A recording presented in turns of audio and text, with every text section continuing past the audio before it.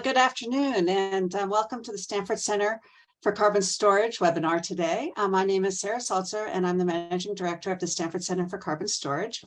And I'm pleased to introduce Rita Okoroafor, who is our speaker today. Rita got her undergraduate degree at the University of Port Harcourt in Nigeria. She then spent 13 years at Schlumberger. After that, she came to Stanford and got her PhD last year in 2021. And for the last 12 months, she's been a postdoc with the Stanford Center for Carbon Storage, working on a number of projects for us, dealing with CO2 storage as well as hydrogen storage. Later next month, she's going to be heading on to a new position as an associate professor at Texas A&M in the Department of Petroleum Engineering. So as I mentioned, Rita has been working on projects involving CO2 storage as well as hydrogen storage. As we move to and transition to some alternative fuels in the energy transition, hydrogen is probably going to play a more and more important role. And one of the questions is, what can we do with hydrogen to store it so that it is available for use when we need it? And that is what Rita looked at in this study and looked at the opportunity for geologic storage of hydrogen in California. So with that, I'm going to turn it over to Rita to give today's webinar. Thank you very much, Sarah, and welcome everyone. Give me a moment to please share my screen. Okay. All right, so I'll just say good morning, good afternoon, good evening, depending on where you are. And for the next few minutes, 20 or 30 minutes, I'll be talking about evaluating the feasibility of underground hydrogen storage in porous media as a complement to renewable energy production. The four things that I will try to address, the four questions in today's talk is, how much hydrogen can we generate from renewable energy resource that's available in the area under study? The second will be, where can we store hydrogen in the subsurface? The third is, how much hydrogen can we recover after we've stored it in the subsurface? And then the fourth is looking at how efficient is this conversion of power to hydrogen and back to power, because we're going to assume that the hydrogen is going to be used to generate electricity or used for power. To do that, I'll go through four stages in my agenda. I will just start with an introduction and study motivation. Then I would spend a few minutes talking about the methods we use to address those four questions. I will spend considerable time on the results, and then I will conclude with my next steps and summary of the findings of the study. So starting with the introduction, as Sarah mentioned, hydrogen is going to play a key role in decarbonization. And this figure shows kind of where hydrogen sits in the whole place of where it's being generated at source, how it's converted, how it is transported, stored, and then eventually when it is being used. But I wouldn't go into all of this that we see here. What I'll focus on today is the generation of hydrogen from renewable energy resources. We use electrolysis to convert that energy to hydrogen. We store the hydrogen in the subsurface, porous media to be specific, and then we draw this hydrogen, use it to generate electricity, and then from there, the electricity is used for other purposes like buildings and industry. The reason why, again, we would be using this pathway is fluid that is stored in the subsurface may not be necessarily, the hydrogen may not be necessarily 100% pure on withdrawal, but it's going to be suitable for the uses that I've highlighted here. So in terms of the study motivation, this study looks at California. And in California, we've observed that curtailed energy has been on the increase. So this amount of the potential energy that could be generated from renewable energy has been curtailed at certain times of the year. And this figure on the right shows the trend since 2014 to 2021. And we can see that this curtailed energy from both wind and solar, primarily from solar, has been on the increase. Now, there are several methods that the California Independent System has been using to reduce curtailed energy. In addition, they are also seeking solutions to reduce curtailment of renewable power. Two key ones that are being used are the energy imbalance markets and energy storage in batteries and things like that. But these solutions are not sufficient to account for the amount of energy that is being curtailed all through the year, especially in the spring period of the year. To give an example, in 2020, only 16% of the curtailed energy was traded in the energy imbalance market. So we begin to see that the amount of energy that needs to be stored is quite significant. And then we ask ourselves, can these depleted gas fields be suitable for large-scale hydrogen storage? And so looking at different storage techniques, I just want to talk about them here and why we decided to look at depleted gas fields. So salt caverns have been used for quite a number of times to store hydrogen, and the hydrogen that is actually withdrawn from it is of high purity. It has many favorable properties, both on the mechanical side and the reactions between hydrogen and the system or microbes. However, salt caverns and salt structures do not have, are not located everywhere that we have renewable energy, and there are volume limitations. I will talk about the volume limitations as we begin to see how much volume of hydrogen we can generate from the curtailed energy. Now, saline reservoirs, saline aquifers can be found in much places than we can find the salt caverns. But the challenge with these is that there's lack of data to properly characterize this set of reservoirs. And because they are not properly characterized, it's not easy for us to store them, especially if we cannot guarantee that we would keep the hydrogen sealed in the subsurface for the time when it is being stored. Now, in depleted reservoirs like oil reservoirs and gas reservoirs, they are well characterized. However, for depleted oil reservoirs, there are many issues that have been documented in literature that could affect the purity and amount of hydrogen that is recovered, especially the conversion of hydrogen to methane, and then the solution of hydrogen in the remaining oil. These effects are quite minimal when we have gas in the reservoir, according to studies as well in literature.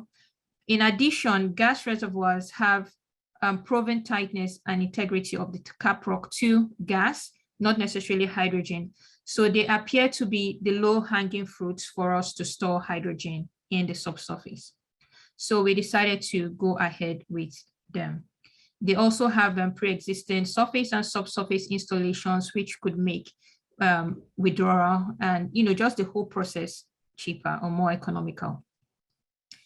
Now, hydrogen storage in porous media is something that is it's evolving. It's something that is still being under research, being studied. And here on the left, I show a figure by Henneman et al., where they list different issues that are, or processes that occur with hydrogen storage in porous media. And this ranges from the diffusion of hydrogen into the caprock, the behavior of the hydrogen plume, the interactions between the rock and the fluid. There are things like dissolution. We move on to the fact that it's a cyclic process. What's the impact on the pressure and temperature changes? Could we be reactivating faults? Could we have losses of fluid? And there are so many of them. With all these issues and the combined processes, you would see that there are things related to geochemical, microbial activity, there's hydrodynamics, there's geomechanical considerations to take into place. We begin to say, okay, when we want to store hydrogen in the subsurface, what are the things that we should be looking out for? And in literature, we realized that there was really no detailed site selection criteria for underground hydrogen storage in porous media. There is for CCS, there are studies for natural gas reservoirs, but the peculiarities or the differences of hydrogen make us to consider trying to develop something related to site selection for underground hydrogen storage. Now, there's a lot of processes involved again, and to be able to account for all these processes, we need rigorous numerical simulations, coupled numerical models that combine most of these processes. And then even if we want to do that, there's limited data to characterize the behavior of hydrogen in the subsurface. It's quite recently that we began to see things like the interfacial tension between hydrogen and water being measured, relative permeabilities, capillary pressures for different rocks. And so these are things that are, we're beginning to gather data, but it's not widespread.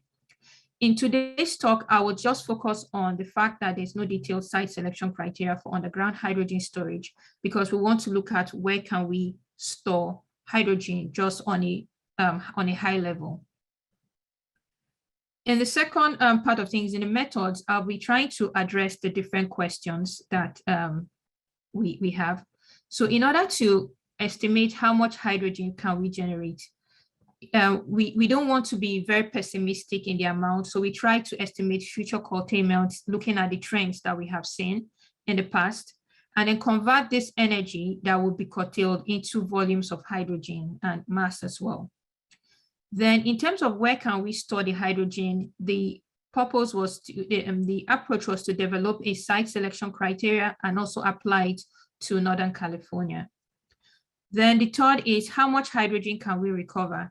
And to estimate the amount of hydrogen that we can recover, understanding that we are going to be putting this hydrogen in depleted gas fields where there's the interactions between the native fluid in the reservoir, there's water, possible water. We need to use things like reservoir simulation because analytical solutions may not be sufficient. And then how efficient is the whole process? And then what we try to do is to compare what was the energy before storage, that's what has been curtailed, compared to when we withdraw the fluid and we try to use this to generate some power, what kind of energy are we getting out of after storage? So in results, I'm going to start with the first question, how much hydrogen can we generate? And we started out with the trend of curtailment in California, as we saw here. And using that, we made an estimate of what the future might be. We just wanted to fit some sort of trend so that we can get a factor to multiply for the near future, because we know that curtailment is going to increase as we begin to add more renewable energy into the grid. Then the next stage was to convert the amount of energy that is being curtailed to mass. And we used this electrolyzer, the PEM electrolyzer, which is already a technology existing today. Its conversion efficiency is in the range of 50 to 83, but we believe that if we're using the best, efficiency, we would be converting 50 kilowatts per kilogram of hydrogen. So that's what we used in our study. Then we converted this mass to volumes at standard temperature and pressures for different cycles. So I will talk more about the different cycles, but each cycle is looking at how much hydrogen are we able to collect at a given time. And at some period, we may not be having curtailed energy. So that will be period for withdrawal for using it, okay? So in different cycles, we have different volumes of hydrogen that we could generate. And we computed these volumes using the density of hydrogen at standard temperature and pressure. What this figure just shows is that for these huge volumes that we're seeing on surface, by the time we bring it to the subsurface at higher pressures and maybe higher temperatures, we are able to reduce this volume by about 30 fold. And this just begins to show the need for subsurface storage of these large volumes of hydrogen.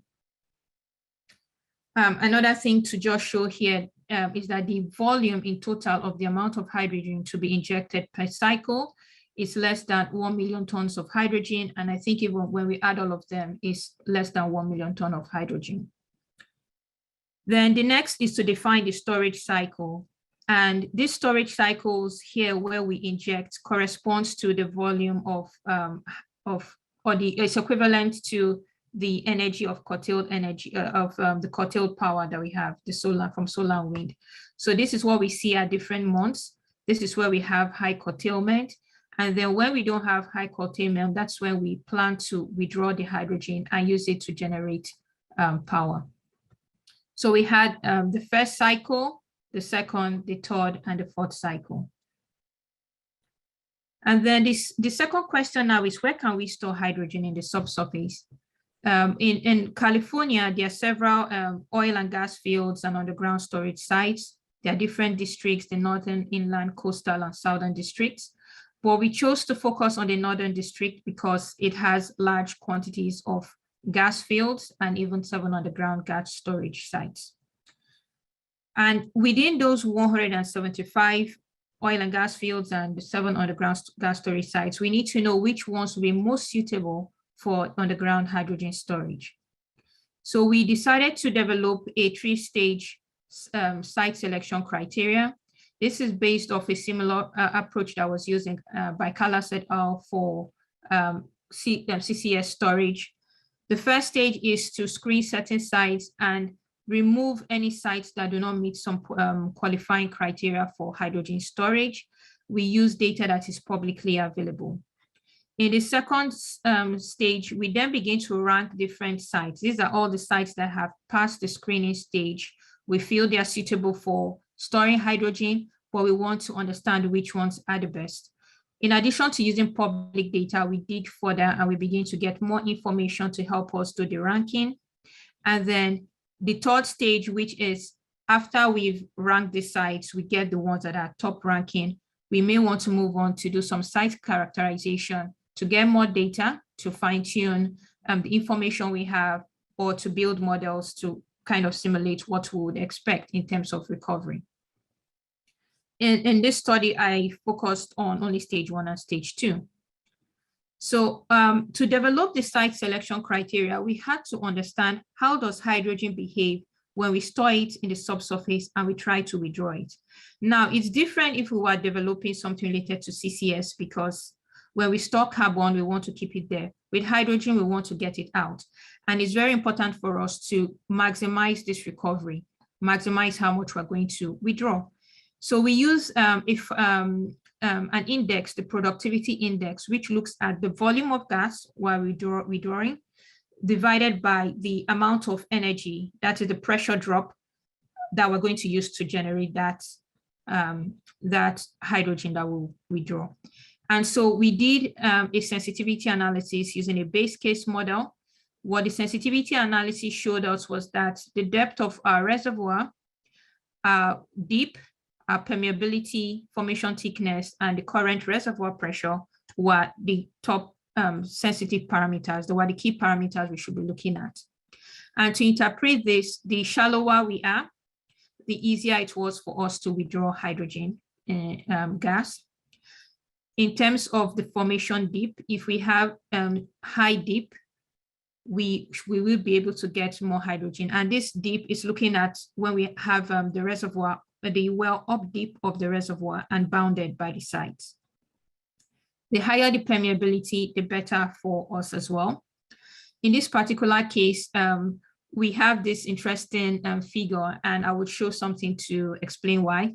We were at optimal in the thickness that we use for the base case. And so when we went above that thickness, we had reduced production or withdrawal of hydrogen. And then for recovery of pressure, the smaller the reservoir pressure, the easier it was to withdraw the hydrogen. We also looked at another parameter, which was the energy required to compress the hydrogen from its source and then inject it to be able to meet the pressure at reservoir conditions. And then we found that if we have very deep reservoirs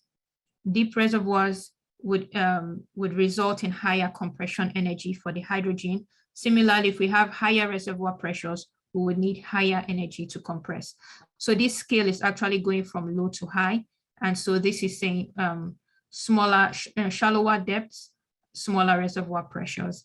The impact of deep was, there was an impact of deep. So if we have smaller deeps, if we have a negative deep, or rather if we place the well down deep of the structure, we were going to have more energy required to compress, especially if the well was sitting in something like the water contact, below the water, the gas water contact.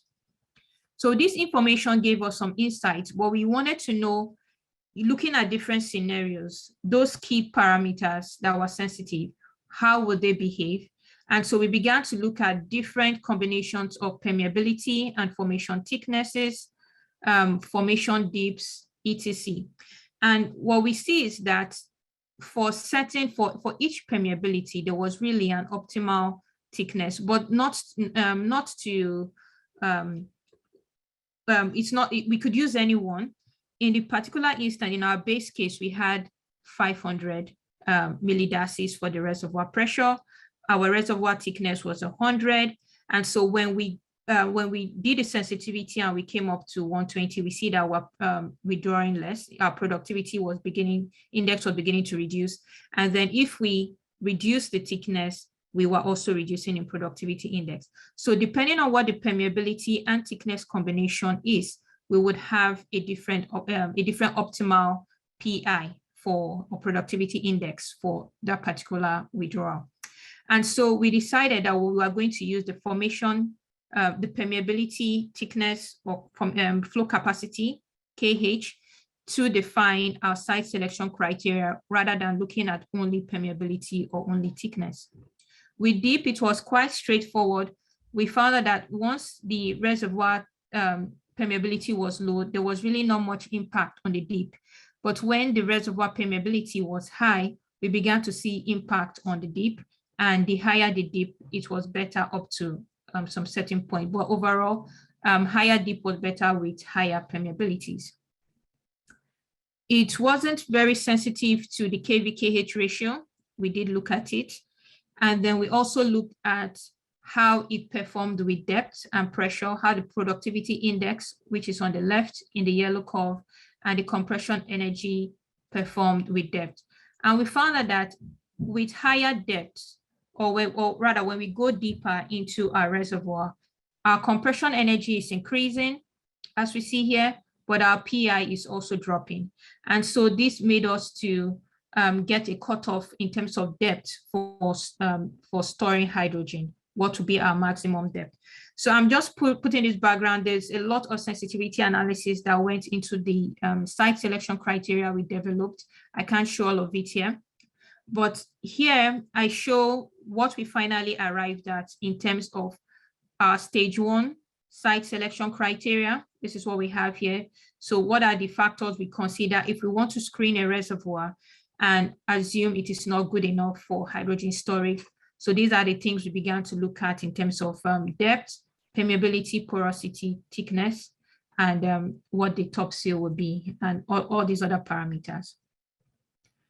When we apply the stage 1 screening criteria from the 182 depleted and underground storage fields, we came up with 35 fields that passed this the stage 1 screening.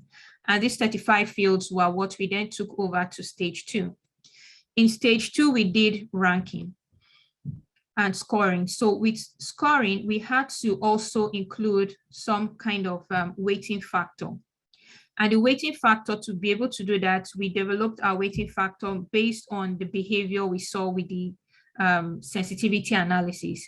So things like formation deep, permeability, and formation thickness, pressures, and top of reservoirs, those things had more impact, more weight when we were doing our scoring and ranking. So these are the criteria that we used to do that. And then based on stage 2, out of the 35 fields, we were able to rank all of them, and we graded them into high, medium, and low. So on this plot on the right, anything that is in green is a high ranking field. If it's yellow, it's a medium ranking field, and if it's red, it's a low ranking. I also put the list of what came out top 10 for us. And these are the fields. These are the capacities of the field, how much hydrogen they are able to store for the whole process. So having identified the fields, the potential fields, the next stage was how much hydrogen can we then withdraw or recover when we store in the subsurface. And to do that, we built a numerical simulation model. It's basically assuming we're having gas stored in a reservoir that previously contains methane and also has an residual water as well as an oil water contact. We use parameters that were similar to the fields in Northern California, those fields that we studied, so that our values will not be too far off from what the reality may be. We used a flat reservoir as the base case, but we also considered a case for of a dipping reservoir when we were looking at we're trying to analyze. So I don't put that information here, the figure of the dipping reservoir. So in terms of the results from the numerical simulation model, let's go a bit slowly here because there are a lot of curves and lines. The things in red are the pressures, while the things in green are the rates. So here we start out with the average reservoir pressure, then we inject in the first cycle. This maroon color is the injection well bottom hole pressure, while this red line is the average reservoir pressure as we begin to inject. And so we see that this is going up. When we stop injection, we kind of stabilize at some high reservoir pressure on average, and then we begin to withdraw. So this line here in dash is the bottom hole pressure of the withdrawal well. What we can see here is that after some time, we came to the bottom hole pressure limit, which was set at 30 bar. And the implication is that we could not withdraw as much gas as we want. And then, so let me go into the green. So the green in solid line is the total gas withdrawal rate that we are imposing while on the site, on the field. While what we have in dash is the amount of hydrogen that we are recovering, the rate. And whatever remains out of this is methane, because there's a likelihood of mixing.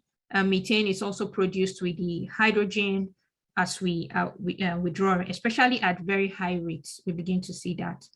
So this goes on for the first cycle, 1 and 2, then we have a third and a fourth cycle. So this is what we basically see for the flat reservoir. If we assume this is a dipping reservoir, as earlier mentioned, in addition to having less, we don't increase the bottom hole pressure during injection too much. While we do not go to the minimum bottom hole pressure during withdrawal.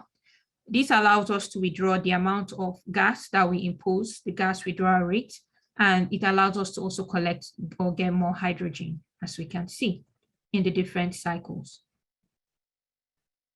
In terms of what happens with water production, so in this figure, we have in blue is the water production rate, and in green, we just put the cumulative hydrogen that is withdrawn.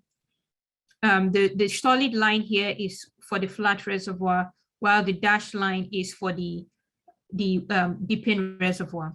And we see that in terms of hydrogen, that the cumulative hydrogen we produce with the dipping reservoir, we produce more. But what is also very interesting to note is that with that dipping reservoir, placing the well at the top of the structure, we do not produce water because of the position and placement of the well. However, when it's a flat reservoir, we get coning and we begin to produce water even on the onset due to the very high withdrawal rates. Then the other question we wanted to address now is how efficient is the whole process of converting from power, storing, withdrawing, and generating electricity. And we assume that we're using a combined cycle gas turbine that runs at a 64% efficiency.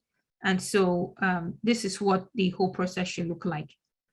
When we did the computations, and here I will just focus on the first two cycles for a flat case, flat reservoir and a 10-degree dipping reservoir, we see that in terms of how much we withdraw, efficiency-wise of how much hydrogen we get, of course, with the dipping reservoir, it's more. It's in the range of 80, so above 78 all through in the different cycles. But when we come to the overall process efficiency, where we compare the amount of hydrogen that we use to generate power compared to the amount of hydrogen that was curtailed, or the energy that was curtailed and converted to hydrogen, the efficiency is quite low, less than 40%. These figures are similar to what we see in literature, but being able to compute it ourselves and seeing it for ourselves is something that was quite profound. And so to summarize all the 4 questions that we try to address, how much hydrogen can we generate? So looking at the amount of curtailed energy, it's between 0.01 to 0.03 million tons of hydrogen per cycle. This is about so here, this is about 10,000 tons.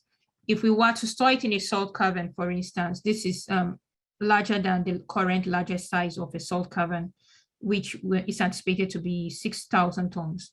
So it means if we were to do it in a salt cavern, we will be using more than one. Where can we store hydrogen in the subsurface? We've applied a site selection criteria. We've identified fields and sites. Well, we've seen that overall, the fields that were deepened, those depleted gas fields, were the ones that were much better. Those were the ones that ranked higher in the site selection criteria. How much hydrogen can we recover? We see that we can recover more than 78% of the hydrogen. Now, this purity is okay if we're using it to generate power. For fuel cells, it will be different. And then how efficient is the process? We see that it's less than 36% based on the computations that we made. So to conclude, we see that the conversion of surplus energy into hydrogen and storing in subsurface is technically feasible. The current storage capacity of the 10 ranking fields that we have in Northern California that was studied, if you put all of them together, there are more than 200 million tons of hydrogen that we can store. The estimated round trip efficiency, which we saw to be less than 36%, less than or equal to, it demonstrates that there's room for improvement. This improvement may not necessarily be in the storage process itself. I think I also attempted to do some sensitivity analysis, and it's focused mainly on converting the energy to hydrogen using electrolysis and also in the efficiency of the turbine that we're using. So if those ones could be improved, we'll also improve the round trip efficiency.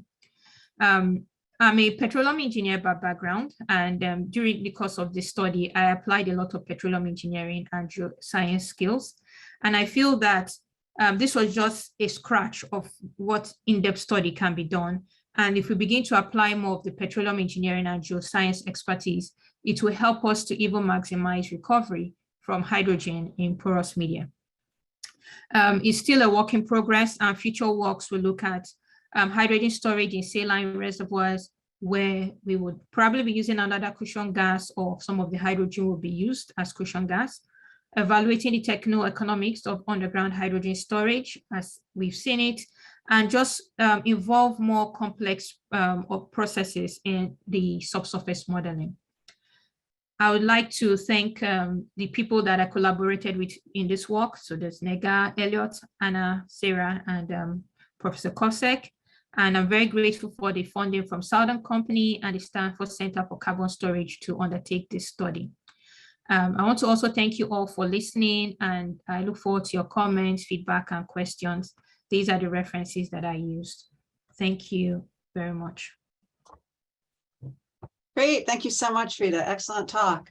At this point, I'd like to open it up for Q&A. You can either raise your hand using the raise hand function, or if you'd like to type a question into the chat, you can do that as well. And I'll just sort of try to moderate and call on people if I see any raised hands.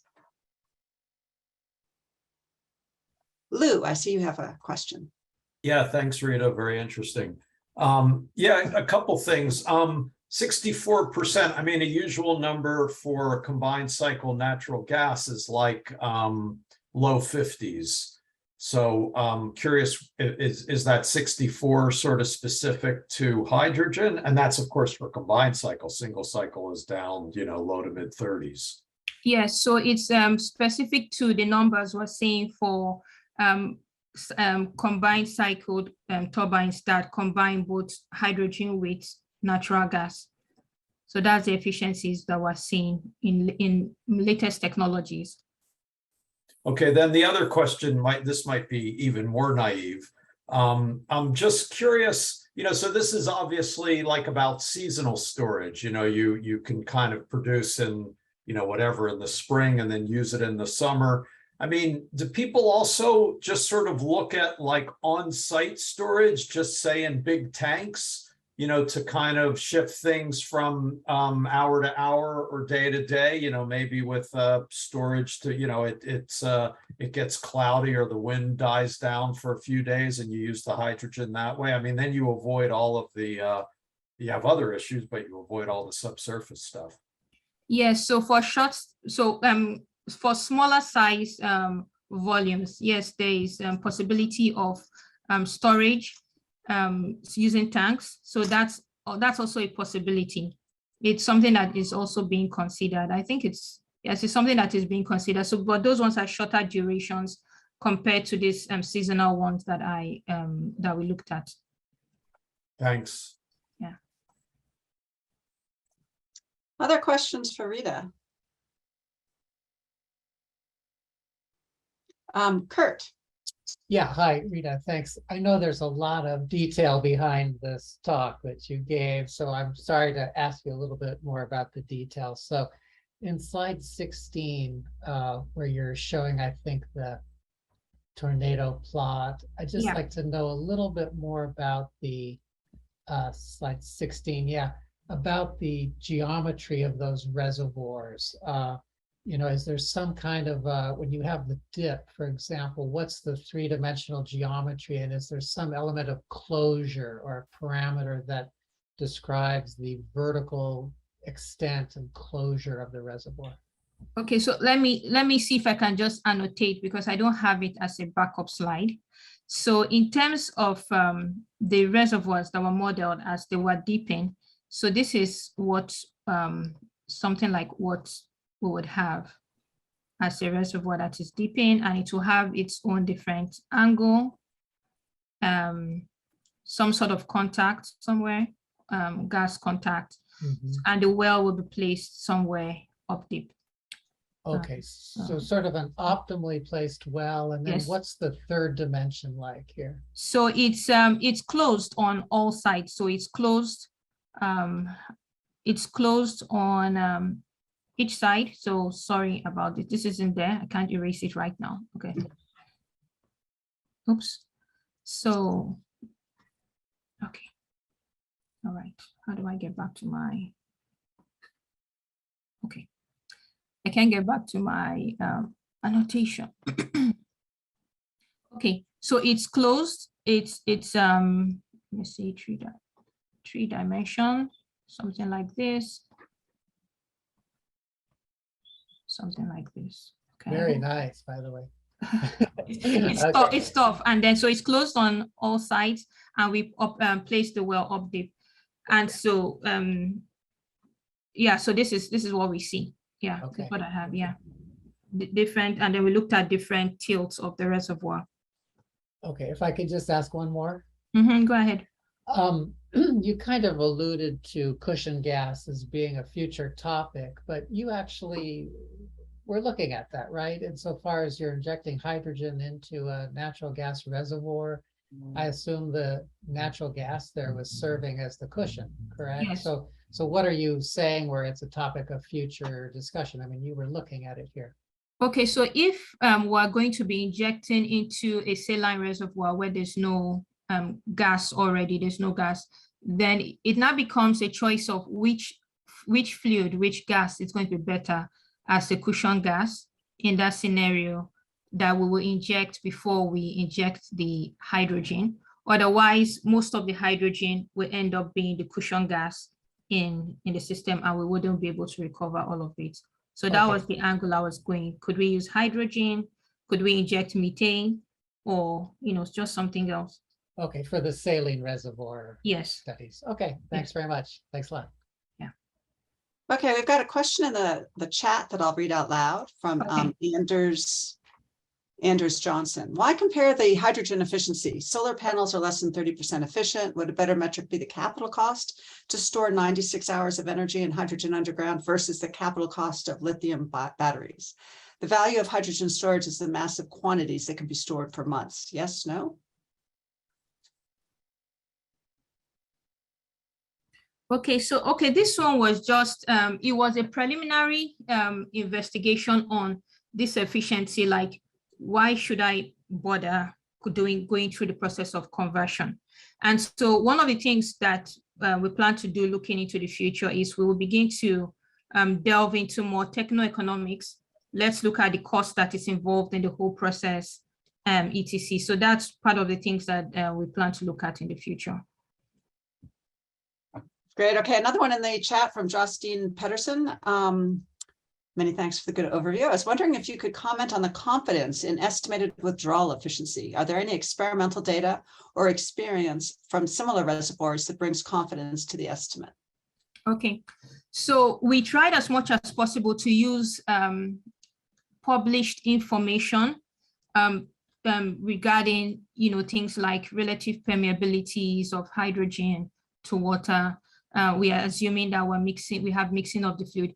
There are still uncertainties, but we feel that if those are the only processes, just the flow in porous media processes that we're investigating, there is some degree, the error margin won't be too much, because we tried as much as possible to use published results from experimental data. So that's what we try to do. We've been speaking with people that have been testing hydrogen storage in the subsurface. They tell us about mixing, that they just see a lot of mixing. So that's feedback that we have. But in terms of now modeling and testing the withdrawal, we haven't done that yet. But it's something I think that we can do in the future. Other questions? Casey Yamamoto Hillman, you've got your hand raised. Yes, thank you. Yeah, thank you for this talk. This is so interesting. I was just wondering, generally, like if hydrogen storage would compete with locations for carbon capture and storage. I mean, I'm just wondering speculatively, like what that would look like, not to be pessimistic or anything about it, but just curious. Okay, so before I started the underground hydrogen storage project, I was looking at storage of carbon, subsurface, and carbon sequestration. And so what we see is that with carbon, we're trying to look for very deep reservoirs with very high pressures where we would store CO2 and keep it there, mostly permanently. With hydrogen, because we want to withdraw it, and we've seen that the productivity index is higher when the reservoirs are shallower and the reservoir pressures are less. We also see that compression energy required is less. So we don't think that they would compete. Now, I envisage a situation where we have a reservoir that is multi-layered. At the top will mostly be more suitable for hydrogen, and at the bottom, much deeper, will be more suitable for carbon CO2 storage. So that's what the kind of things that I envisage. Okay, Good thank question. you. Others?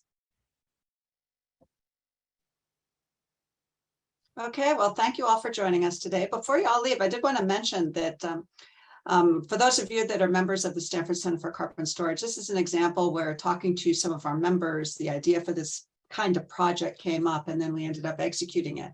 So for those of you on the call that are members of the Stanford Center for Carbon Storage, if there are any projects that you feel are things that we should be undertaking, please let us know. We're always open for good ideas. So thanks a lot, Rita. And thank you all.